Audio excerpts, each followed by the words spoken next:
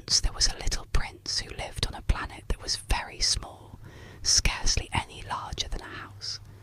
His planet was asteroid B612, and upon it there were 3 volcanoes, 2 active and 1 extinct, though he never said if this was of any consequence. He also had a flower, a single flower, unlike any other in all the universe. It was a beautiful and proud rose, and the little prince loved her dearly. But the rose was difficult. She was vain and demanding, and she often said things she did not mean. She would complain of the draught or the cold of night, and the little prince would hurry to place a glass globe over her to protect her. He watered her and tended to her, but he did not understand her, and her words began to confuse him. He felt unhappy, for he had taken her words too seriously, and so, one day, he decided to leave. He tidied his planet meticulously. He cleaned out his volcanoes, including the extinct one, for one never knows. He pulled out the last few baobab sprouts, for baobabs, if left to grow, can split a small planet to pieces. And he said a quiet goodbye to his flower. The rose, for once, was not proud. She said to him, "I have been silly. I am sorry. I love you. You have not known it. It is my fault that you have not known it. That is of no importance. But you have been just as silly as I. Try to be happy."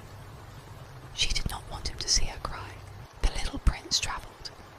He visited several asteroids, each inhabited by a singular, strange grown-up. On the first one, there lived a king. The king sat on a simple throne, draped in ermine, and he claimed to rule over all the stars. "I command the stars," he said. "I order them to shine. It is an authority that must be respected." But when the little prince asked him to order a sunset, the king consulted a thick almanac and said, "You shall have your sunset. I shall command it. But according to my science of government, I shall wait until conditions are favourable." The king seemed to the little prince a most reasonable man. On the next asteroid lived a conceited man. "Ah, a visit from an admirer," he cried when he saw the little prince. The conceited man lived only for the admiration of others. "Clap your hands," he ordered. The little prince clapped his hands. The conceited man raised his hat and bowed modestly. "Do you really admire me very much?" he asked. "What does that mean?" "Admire?" asked the little prince. "To admire means that you regard me as the handsomest, the best dressed, the richest, and the most intelligent man on this planet." "But you are the only man on your planet," the little prince observed. "Oh, please, indulge me. Admire me just the same," the conceited man pleaded, and the little prince clapped his hands a few more times to please him, but soon grew tired of the monotony of it. "Grown-ups are certainly very odd," he thought to himself as he continued his journey. He visited a tippler, who sat in silence before a collection of empty bottles and a collection of full ones. "What are you doing there?" the little prince asked. "I am drinking," the tippler replied, with a lugubrious air. "Why are you drinking?" the little prince inquired. "In order to forget," the tippler answered. "To forget what?" the little prince pressed, already feeling pity. "To forget that I am ashamed," the tippler confessed, hanging his head. "Ashamed of what?" the little prince asked, wanting to help him. "Ashamed of drinking," the tippler concluded, and he retreated into a definitive silence. The little prince was utterly perplexed. "The grown-ups are certainly very, very odd," he repeated, and he went on his way. He visited a businessman, a man who was terribly busy, so busy that he did not even look up at the little prince's arrival. "Good morning," said the little prince. "Your cigarette has gone out." 5. 5 and 7 make 12. 12 and 3 make 15. Good morning. 15 and 7 make 22. 22 and 6 make 28. I haven't time to light it again. 26 and 5 make 31. Phew. Then that makes 501,622,731. 500 million what? Asked the little prince.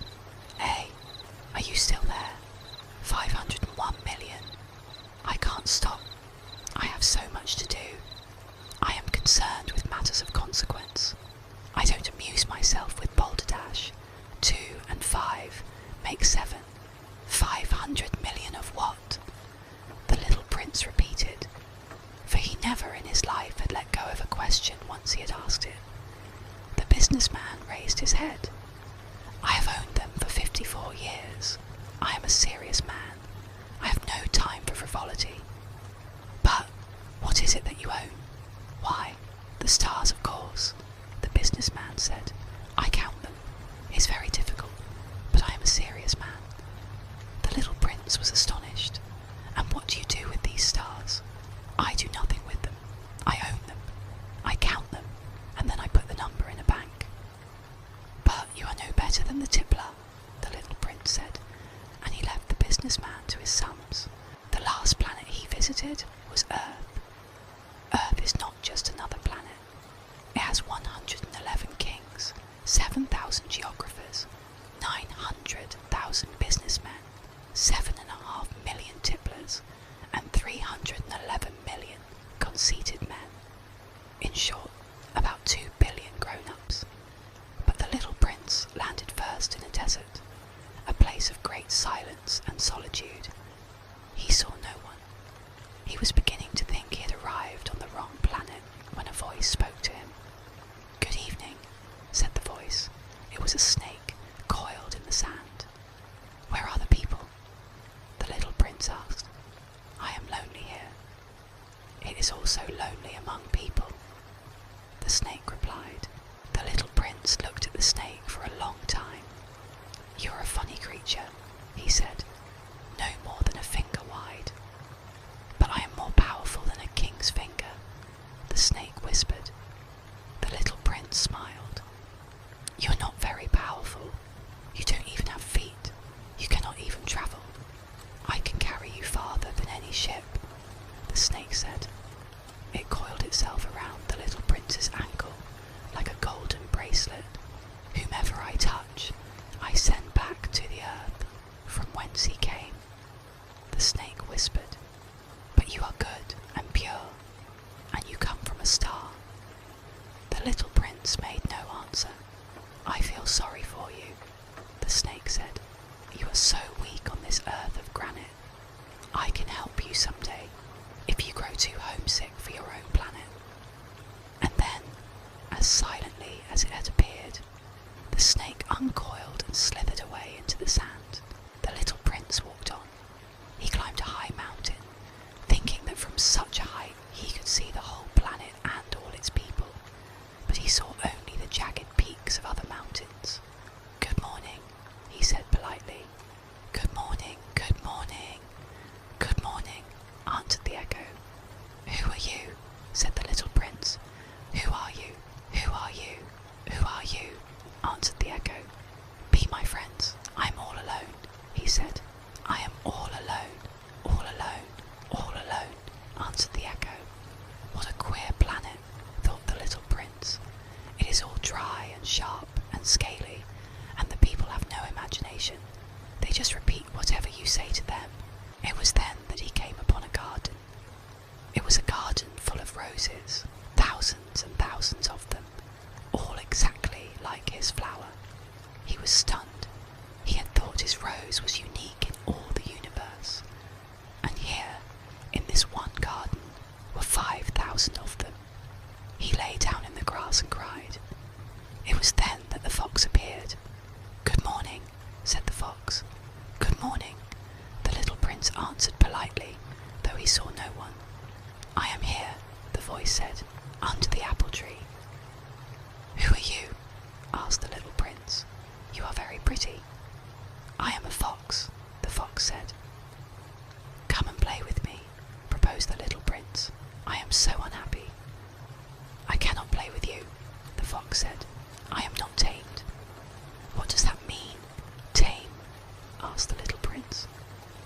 "It is an act too often neglected," said the fox. "It means to establish ties.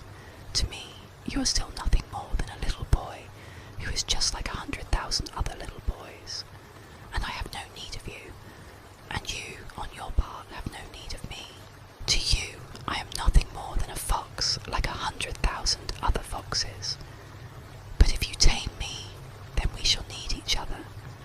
To me, you will be unique in all the world. To you, I shall be unique in all the world." The little prince began to understand.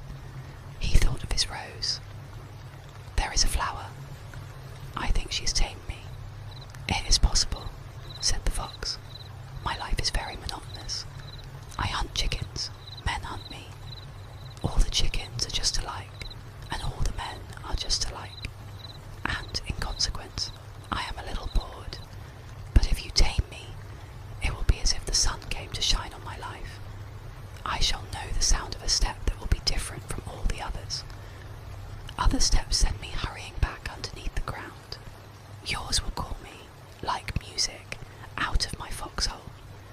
And then, look, you see the grain fields down there?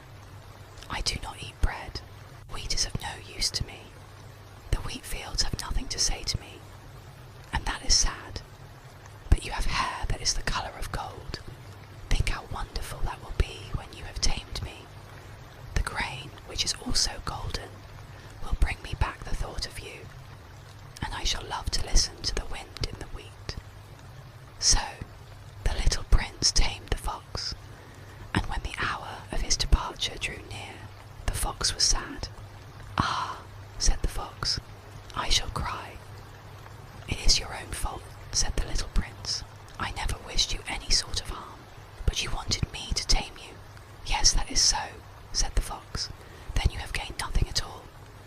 "I have gained," said the fox, "because of the colour of the wheat."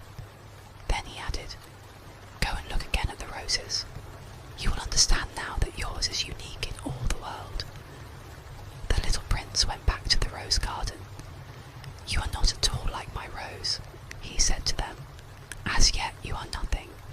No one has tamed you, and you have tamed no one. You are like my fox when I first knew him. He was only a fox like 100,000 other foxes. But I have made him my friend, and now he is unique in all the world." And the roses were very much embarrassed. "You are beautiful, but you are empty," he went on. "One could not die for you.